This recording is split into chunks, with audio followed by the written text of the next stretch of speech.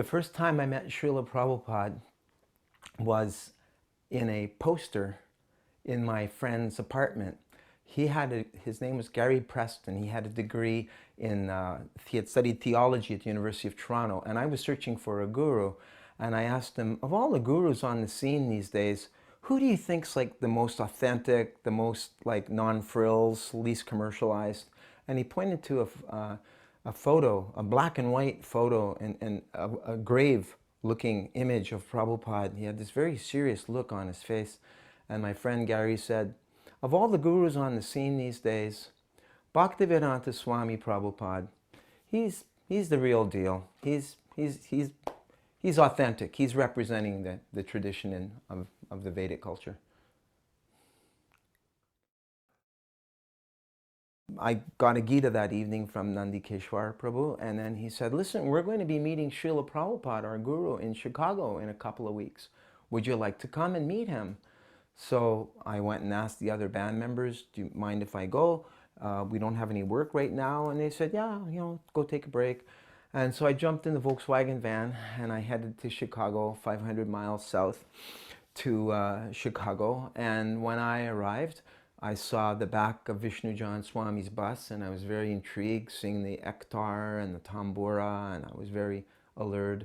And I went and lived in the temple with, it seemed like hundreds of Radha Damodar brahmacharis, very intense mood compared to the dozen devotees back in Winnipeg.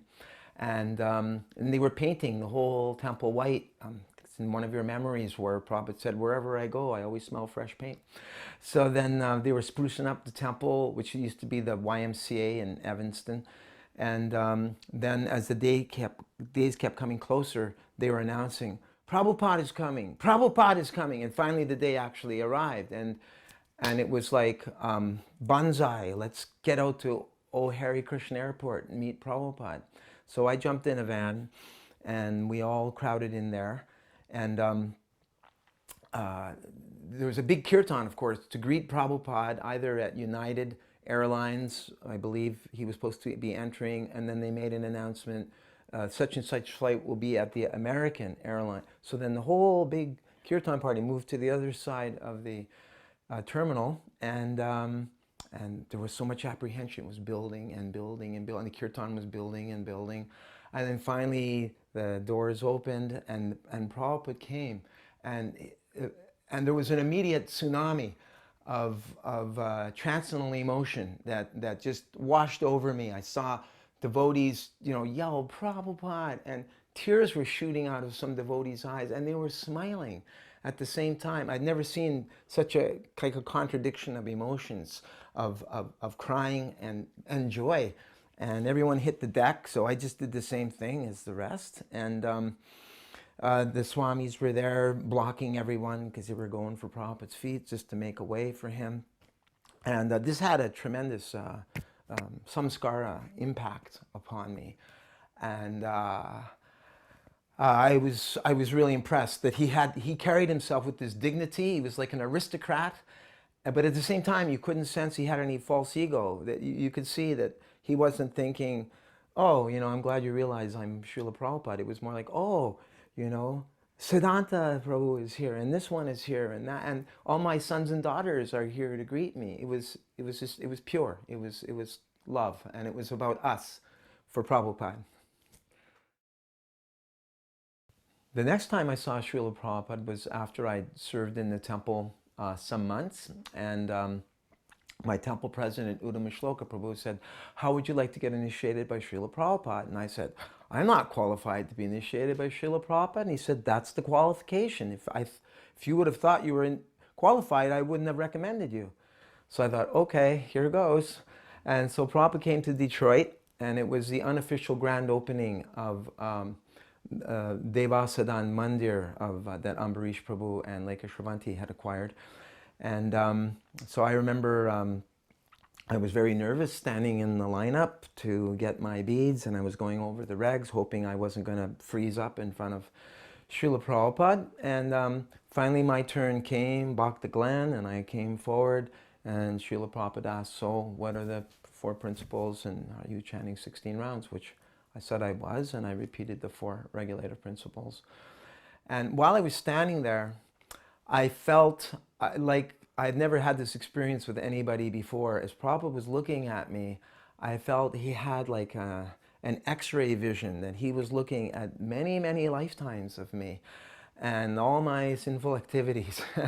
And I felt totally embarrassed standing in front of him that, you know, what am I? I'm not qualified to be accepted by Prabhupada. And I was overwhelmed with emotion that he was accepting me at that moment. And if I could say, I got some realization that he was Trikalagya. He could see past, present, and future. And I'd never experienced that with anybody in my life. So in 1977, I went to Sridham Mayapur to receive my Gayatri initiation from Srila Prabhupada.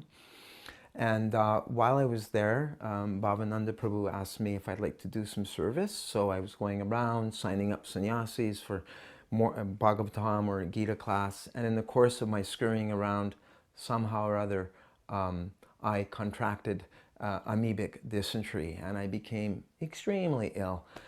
And because I'd been assisting Bhavananda and he wasn't seeing me anymore, word got back to him and he told Srila Prabhupada that one of your disciples is extremely ill. So Srila Prabhupada said to give him green bananas because they're astringent, blocking, and poha, flat rice, and dahi, yogurt. That didn't really do much. So then one night when I was under my mosquito net, thinking that it wouldn't be very long before I'd be leaving my body because I was under 100 pounds. And Raghava Pandit, godbrother, who's now Bhakti Raghava Swami, showed up with two big leaf plates and he said, Bhavananda told Srila Prabhupada how you're not really getting better. And Prabhupada said, make him hot, salty puris. And so he lifted up the leaf plates and out came this puff of steam. And I just remember immediately feeling, wow, in spite of 1,000 devotees being here, Srila Prabhupada is thinking of me, little insignificant me. How amazing that is. So the quality that really stands out for me about Srila Prabhupada is his compassion, his personalism, his personal care, even though there were so many devotees and so many meetings and things going on, he was thinking about me. And so that really marked me, and to remind me that every disciple of Srila Prabhupada and every grand disciple is precious. As Prabhupada himself said, thousands of, hundreds of gallons of blood is spent to make even one devotee. So how precious every devotee is, and how I should be conscious to try to do my best, to be caring of them and to be thinking of them and be in a spirit of service of what I can do in the spirit of Srila Prabhupada. So amongst the 26 qualities of a devotee of Srila, of course Srila Prabhupada has all of them, but one of them is how a devotee is a mitra, or a friend to all. So I really felt like, who could have a better pal than Srila Prabhupada, personally looking out for me? Because a real friend is there with you through thick and thin. They're loyal. They're even when you're down and out and you're in your worst condition, they don't kick you to keep you down further. They try to see what they can do to lift you up. So I felt Srila Prabhupada's friendship, and how a devotee is merciful, magnanimous, thinking about others, not just self-absorbed in thinking of themselves. And that taught me a lesson that if I can get into that mindset of always being concerned of others, as Srila Prabhupada was with me, then my own little challenges in life become reduced to nil, because there's people out there that are struggling a lot more than I am. And that's the antidote for my own self-absorption, isn't trying to think of others as Prabhupada always did. Je anilo prema dana true